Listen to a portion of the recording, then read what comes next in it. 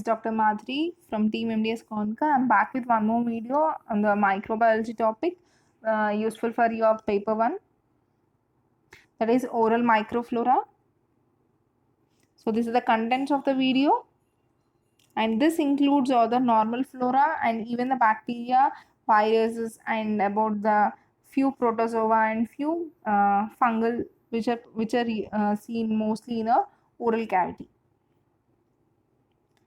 So actually our oral cavity is the most complex and most accessible microbial ecosystem of the human body. So they have told that human oral cavity is home for about 700 identified species of bacteria, 30 species of fungi, mainly the candidiasis, and several species of protozoa and various intracellular viruses. These you can include in your introduction part. So why we have to study this normal flora? Because this is essential to understand the interaction of human beings and their pathogen-laden environment. So these are few important terms you can write include your examination, that is pathogenicity, what is a virulence, and what is the infection, and what is the infectious disease, what is pathogens, true pathogens, what is aerobic. These are very important. Okay, you have to write this: aerobic, anaerobic, capnophilic, and what is habitat,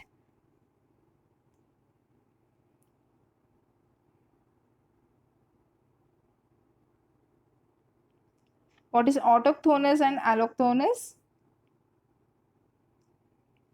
Then coming to the oral environment, this oral environment has like the different sites of oral cavity where they grow the habitats or associated surroundings. Okay, this oral habitats include like buccal mucosa, dorsal tongue, tooth surfaces, cervical epithelium, and gingival crevice, prosthodontic and orthodontic appliances if present. So even these are the oral habitats for the microorganisms. And this type of flora includes like resident flora, which are always present in the normal oral cavity, and supplemental flora, which comprises of the species that nearly always present but low in numbers, that is less than 1%. Transient flora, that some organisms stay for a limited period in the oral cavity. You can include the examples also, which are mentioned here. The normal flora includes that bacteria found in the normal healthy individual in a semi-permanent basis without causing any disease is known as an indigenous or a normal flora. And this advantages of the normal flora includes they can raise all the immune status of the host, prevents interfering with colonization, and positively beneficial to the host, produce the fatty acids, and gut bacteria release number of factors with antibacterial activity. So it will prevent the invading of other species. And disadvantages includes may spread into sterile parts of the body. During extraction, this viridans can enter the bloodstream. Members of normal flora are important causes of hospital-acquired infections like E. coli and Klebsiella, and some may become opportunistic pathogens when the body mechanism fails. Example is our Candida. So acquisition of normal flora. So this table is very important. You have to write this complete table in the exam. Like what are the time? These are major components and changes in the oral flora. So what can be seen when the newborn at 6 months of age, during the tooth eruption, when from child to adult, loss of teeth and dentures, etc. So these are the things which you can find in that time. So you have to mention this table. The normal flora of the oral cavity. So this table gives all the group of oral microflora along with the organism name. So you can write like cocci. In again the cocci are of gram-positive cocci and gram-negative cocci, and you have to mention the examples also. Then coming to the bacilli, both gram-positive bacilli and gram-negative bacilli can be seen, and this is the examples of gram-positive bacilli, and this is the examples of gram-negative bacilli. At least you have to mention few. Then coming to the fungi and protozoa, these are the common fungi, and this is the common protozoa which can be seen in the oral cavity. So these are the few arrangement, that's characteristic arrangements, like cocci arranged in the chains, staphylococci in bunches, anthrax in bamboo stick appearance. So these are the few important characteristic appearances of the bacteria by which we can determine those bacteria. So you can mention few. Then we'll see the bacteria and the site. Okay, here this table gives the thing, I mean like gram-positive cocci and the intraoral site for the cocci. Okay, you can, what are the site? This is the mutant group of streptococcus which is seen on the tooth surface in the dental caries. So salivarius group will seen on the dorsum of the tongue and saliva of the vestibular mucosa. Mitis group can be seen in the plaque, tongue, cheeks and oropharynx. So anginosus group can be seen in this gingival crevice, plaque caries tooth and endodontic infection. And this staphylococci can be seen in the saliva and oropharynx, stomatococcus, tongue, gingival crevice, genus Peplostrocus can be seen in these areas. And coming to the gram-positive rods, so this actinomyces genus, and these are the organisms, and this odontoliticus can be seen in caries teeth and enamel demineralization. This Nielsendi can be seen here, and Israeli can be seen in the cervicofacial actinomycosis, whereas the genus Lactobacillus are used to detect the cariogenic potential of the diet, mostly so we can see in the dental caries. Propionibacteria can be seen on the root surface caries, dental plaque and dental alveolar infection, and the genus Eubacterium you can see that in the dental plaque and caliculus.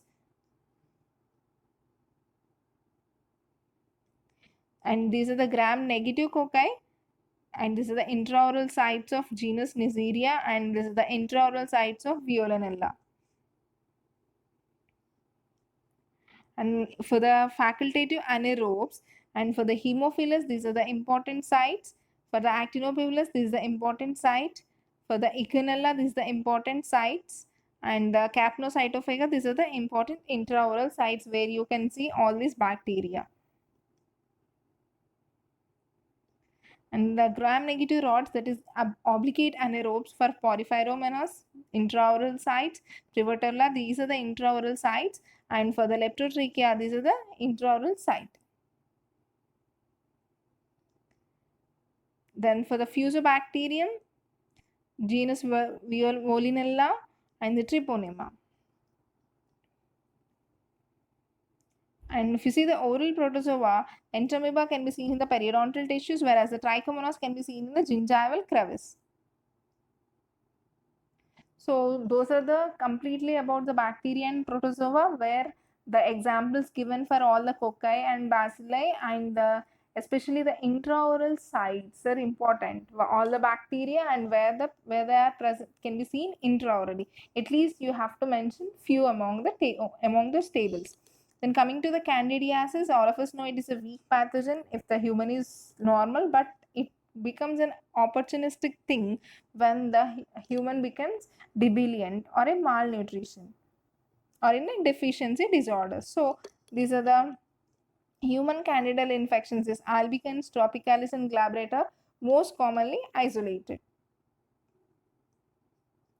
If you see about the viruses, this with the exceptions of herpes simplex and cytomegaloviruses appears to be they are transients, and the herpes simplex virus is present in a large number of population even in the latent form, and the viruses are the major cause of disease in human being, as all of us know, from common cold to more severe illness and fatal like AIDS.